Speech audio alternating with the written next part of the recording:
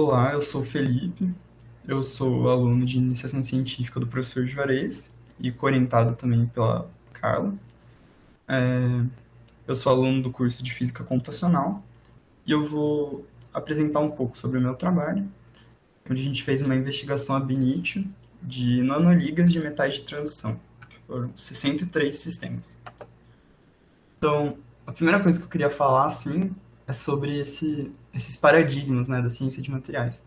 Então, até 1600, esse contexto era puramente investigações empíricas, mas com a matematização dos conceitos, acabou surgindo esse paradigma teórico, onde muitas coisas conseguiam ser descritas e previstas teoricamente, e as próprias observações também acabavam já sendo muito repletas de teorização.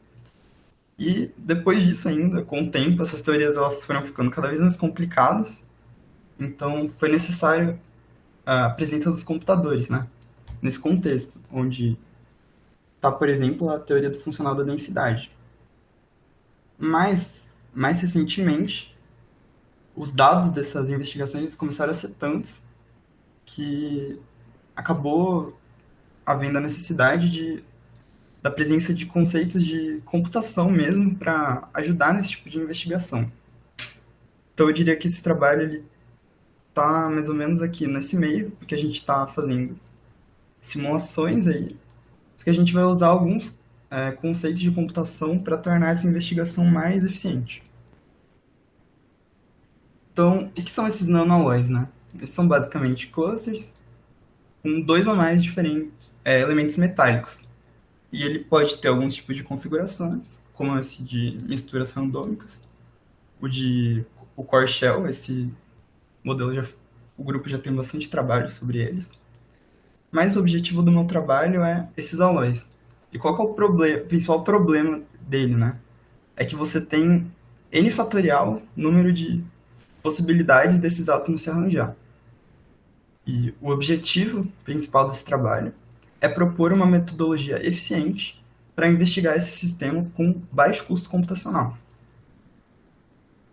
E por que, né? Esses sistemas eles são interessantes. Bom, um dos motivos é porque as propriedades físico-químicas elas não variam nem sempre linearmente com a composição.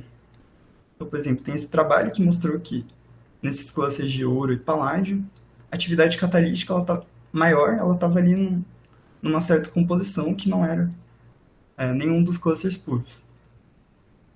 E para validar essa metodologia, a gente levou em consideração 7 metais, 7 elementos metálicos, e a gente vai estudar clusters de 8 átomos nas configurações A4B4, A2B6 e A6B2 para esses elementos.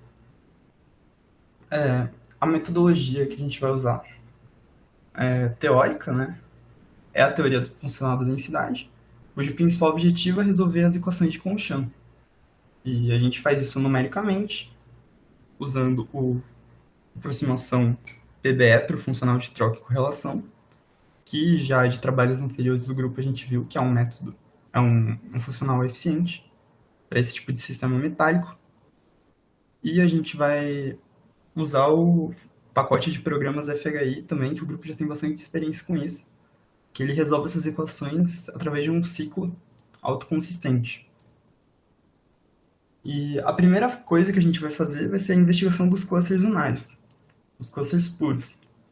Então a gente pegou um set de mais ou menos 50 estruturas cada um para os elementos de cobre, ferro, cobalto, níquel e zinco, que o grupo já tinha trabalhos anteriores com esses sistemas.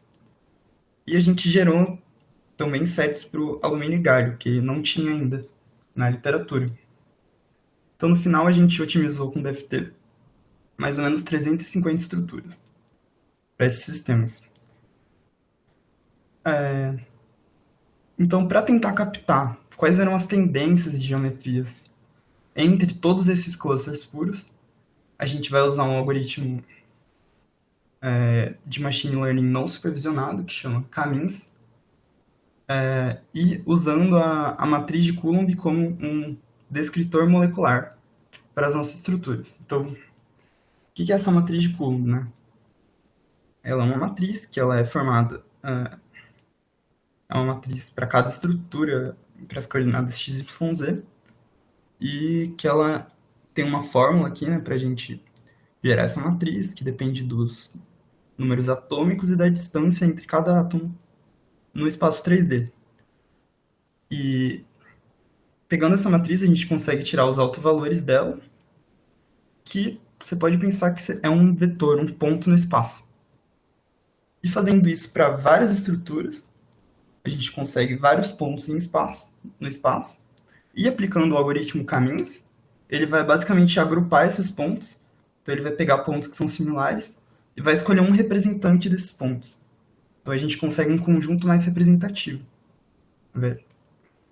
Então tem essa figura aqui, que ela é engraçadinha, que é basicamente uma representação disso, né? Então, no espaço a gente tem esses parâmetros, e ele vai meio que agrupar coisas semelhantes e escolher um representante de cada um desses grupos. Então, a gente fez isso para todas as nossas 350 estruturas unárias, que está representado nesse GIF aqui. Então, esses pontos são as estruturas, e aqui ele vai dividindo. Primeiro começa com um grupo, depois até 10 grupos, e ele vai escolhendo as representativas, que é o que está mostrando nessa figura aqui do lado. Então, nessa primeira linha são as 10 representativas, até no final, uma representativa só. E para gerar os binários, a gente escolheu essas 10 geometrias representativas dos unários, e a gente vai gerar os binários permutando os átomos nessas geometrias congeladas. Então, o script em Python ele foi desenvolvido para realizar todas as permutações possíveis para esses sistemas, que é feito em poucos segundos, para todos os nossos 63 diferentes sistemas. Mas, mesmo assim, isso gerou um número grande de permutações. Então, dentro de cada um dos sistemas, a gente usou de novo o algoritmo caminhos e a gente selecionou apenas 10% de estruturas representativas desses sistemas e submetemos para os cálculos de DFT, para a relaxação de geometria.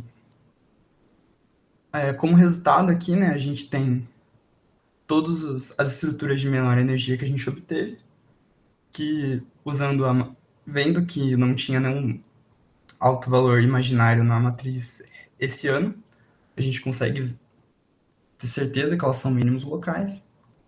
Algumas delas também já foram reportadas na literatura. Na verdade, a Cobre 454 concorda perfeitamente com outro trabalho.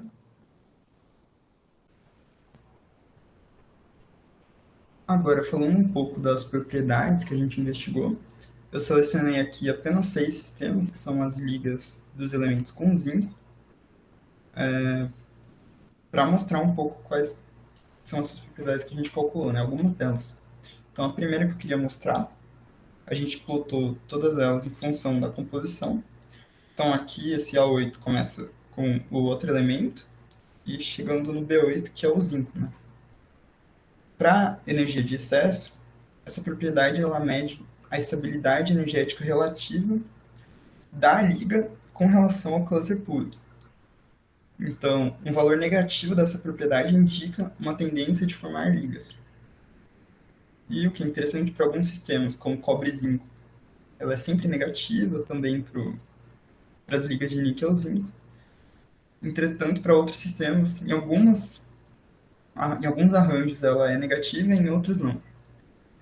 A energia de ligação também a gente calculou, e dá para ver que o módulo da energia de ligação ele diminui linearmente com a presença de zinco, de átomos de zinco na composição, o que é relativamente esperado, né, devido aos orbitais D preenchidos do átomo de zinco.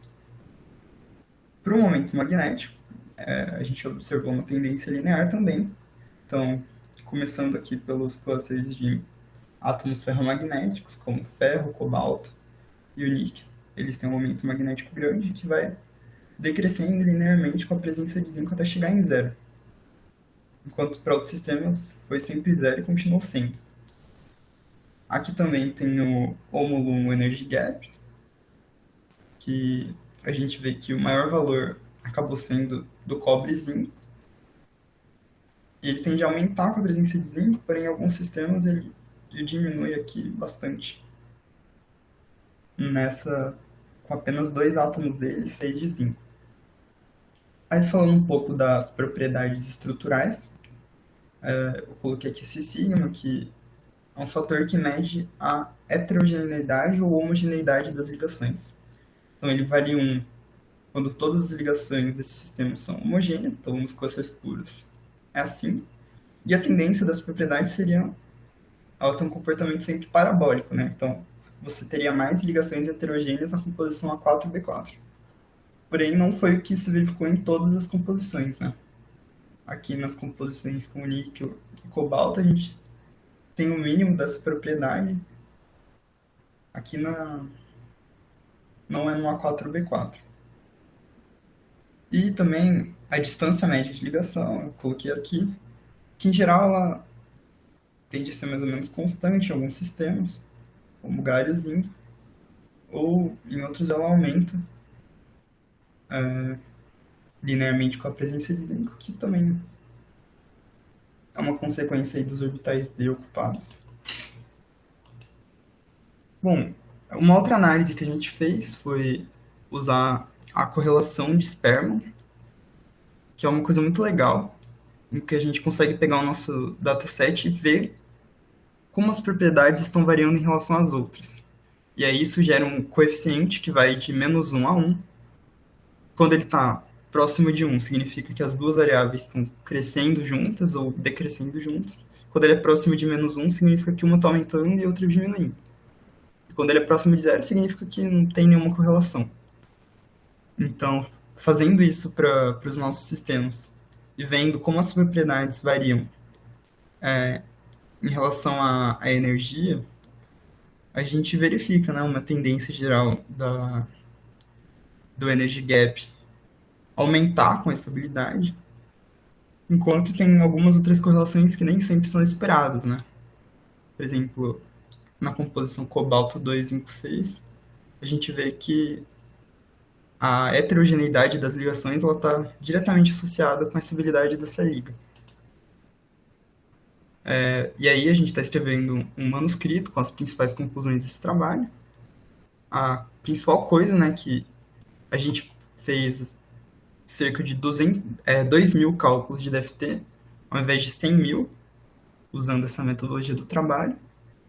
E a gente poderia usar essa metodologia também para investigar outros sistemas, né, outros tamanhos, outras composições. E isso já está acontecendo no grupo.